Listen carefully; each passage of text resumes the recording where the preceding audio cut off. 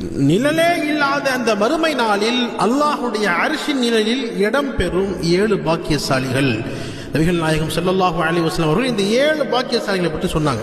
நிழலே இல்லாத அந்த மறுமை நாளில் அல்லாஹ்வுடைய அர்ஷினுடைய அந்த நிழலில் 7 பேர் இருப்பாங்க. அந்த பாக்கியசாலிகள் யார்? முதலாவது நபிகள் நாயகம் ஸல்லல்லாஹு அலைஹி வஸல்லம் சொல்லி காட்டினார். முதலாவது இமாமுன் ஆதிலுன், நீதியான அரசன்.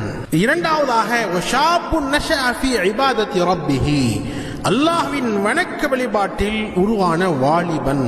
அதாவது வாலிபர்கள் அல்லாஹ்வுக்கு அதிகமாக இபாதத் செய்யக்கூடியவர்கள் இன்ஷா அல்லாஹ் அர்ஷுடைய நிழல் பெறுவார்கள். மூன்றாவதாக வரஜுலுன் கல்புஹு முஅல்லகுன் ஃபில் மசாஜிதி, பள்ளியோடு நெருங்கிய தொடர்புடைய மனிதர். அதாவது வெளியே இருக்கிறாரு, வேலை செஞ்சுட்டு இருக்கிறாரு, உலகத்தினுடைய வியாபாரத்தில் இருக்கிறார், ஆனால் அவருடைய உள்ளமெல்லாம் பள்ளிவாசலின் பக்கமே. அடுத்து எப்ப வாங்க சொல்லுவாங்க, நம்ம எப்ப போகணும் என்ற உணர்வோடு இருக்கக்கூடியவர், இவரும் அர்ஷுடைய நிழல் பெறுவார். நான்காவதாக வரஜுலானி தஹாபா, இருவர் அல்லாஹ்விற்காகவே சேர்ந்து ஒன்று சேர்ந்து அல்லாஹ்விற்காகவே பிரிந்தவர்கள்.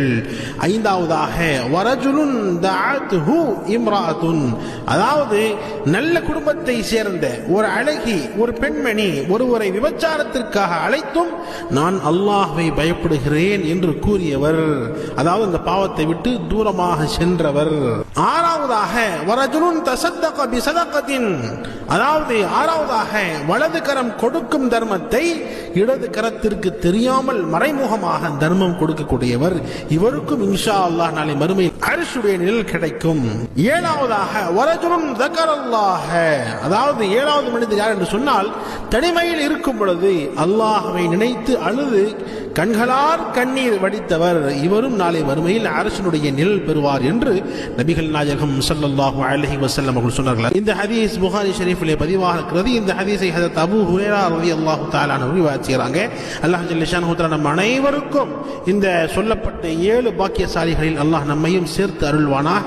இந்த உலகத்தில் வாழும் பொழுது நபிகள் நாயகம் ஸல்லல்லாஹு அலைஹி வஸல்லம் உடைய முழு சுன்னத்துகளையும் அல்லாஹ்வுடைய முழு கட்டளைகளையும் பேணி அல்லாஹ்வுக்கு பிடித்த அடியார்களாக வாழக்கூடிய பாக்கியம் அல்லாஹ் நம் அனைவருக்கும் தந்தருள்வானாக. ஆமீன்.